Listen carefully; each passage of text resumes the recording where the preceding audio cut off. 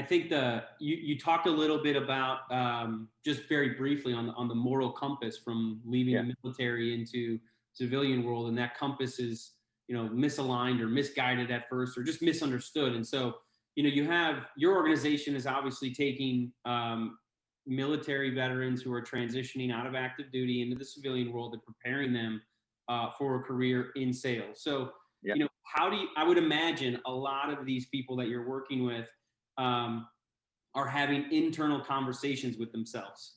Do I really want to bet on myself and do sales? Or do I want something maybe that, perception is maybe something more stable where I'm not in a job where I'm bonus and commission based and there's that type of ambiguity. So, what would make someone bet on themselves and leave, let's say, an account management or an operations role and not think about those and do sales coming out of the military? What does that conversation look like? Not only between internally with themselves, but also, with those hiring managers. Yeah. So I think again, this goes back to the unconscious bias of thinking of the military as a homogeneous group of people who are Private Ryan or, Forrest Gump or, Private Joker, whatever the thought is, whether it's Marine sniper or Navy SEAL, it's wrong.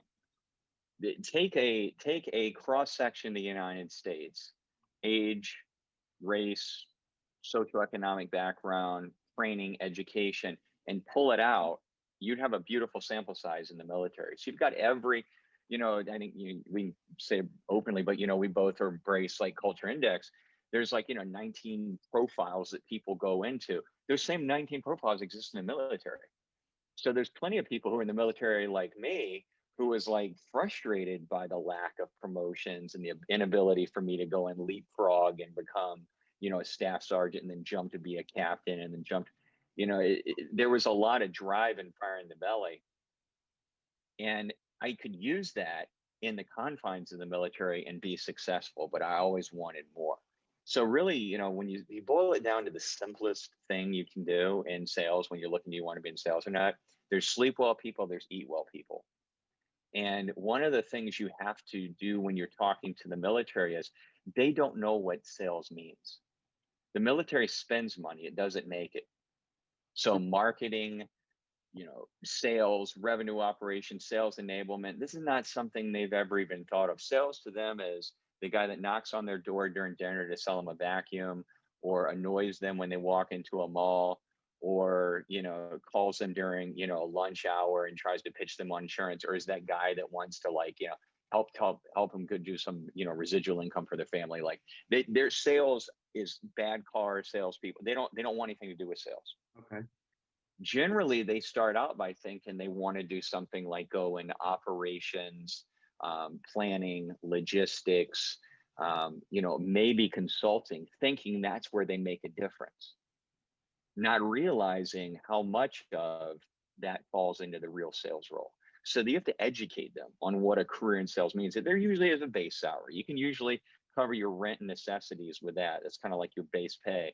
But where you earn is you put half of your earnings at stake because you'll make twice as much as anybody else. You'll bet on yourself. So the personality indexes can be really useful. Behavioral indexes can be really useful. But some of this is just around the idea of them not really fully understanding what it is they can earn. I mean, this, if you Google top 10 highest paying jobs in America, salespeople don't even show up. Respiratory therapist is on there, like $75,000. I'm like, respiratory therapist? Yeah, if you like coding, that's great. You can come out and make $80,000 a year. A bad AE makes $80,000 a year, and they don't have to spend 12 hours in the dark with a headset on coding lines of, monotonous numbers into a machine. I mean, they just don't know that. Mm-hmm. They think, and again, you have the two sides. So from the recruiter side, you come in there and you go, oh, they know what sales is, and let me just pitch them on all. No. I mean, just if you ever have to think about what it's like for them, imagine tomorrow I snap my fingers and you're on base and you're in uniform and you're expected to do the same job you do today. How would you even begin? I would be incredibly intimidated. Right. And that's how they feel. Wow. You understand? Yeah. So it's and I punch them in the gut too, Kyle. Don't think for a second I don't. look, there's way too many training organizations out there that just get my ire up. They're like, oh, we're military training services organization, and we're going to teach you to sell. Here's your 1 week of instructor-led material and then 100 hours of videos, and you're certified. I'm like, you can't learn to sell like that, man. I mean, that's like, hey, come join the PGA and earn hundreds of thousands of dollars. Watch Tiger Woods win the Open, and then you can take the online Tiger Woods golf course, and if you pass, you're a golf pro. It's ridiculous, and because they negate that there's so much you have to do to teach them. And I'll punch them in the gut as easy as I do a recruiter and say, and I don't mean to be violent, I'm just saying, like, I will gut check them and say, your credits don't transfer, Colonel. Your credits don't transfer, Sergeant Major. Like, that's great you have a 20-year military career. That's great that you led inside the military. Would you take a VP of operations and move them and put them in charge of 1st Marine Expeditionary Forces supply lines? No, I wouldn't even know. Why not? Well, why not? They're doing the same damn job. Well, they wouldn't know how to, they wouldn't know how to wear the uniform. They wouldn't know the culture. They wouldn't even know how to get anything done, because most of business is not just tactics. It's the soft skills. Mm-hmm. And so you can't just take your leadership. If you're not willing to take a VP of operations at Amazon and put them in charge of 1st Marine Expeditionary Forces supply lines, why in the hell do you think you can leave being that and then go to Amazon and you should be able to lead and develop people without rank structure, without a uniform, without the UCMJ? Mm-hmm. And so it's not that it's not there. It's that there has to be a bridge program where it's not playing Tiger Woods golf. It's getting on the golf course with Tiger Woods and learning the chip and learning the putt and then getting reinforcement and going to the swing coaching and going,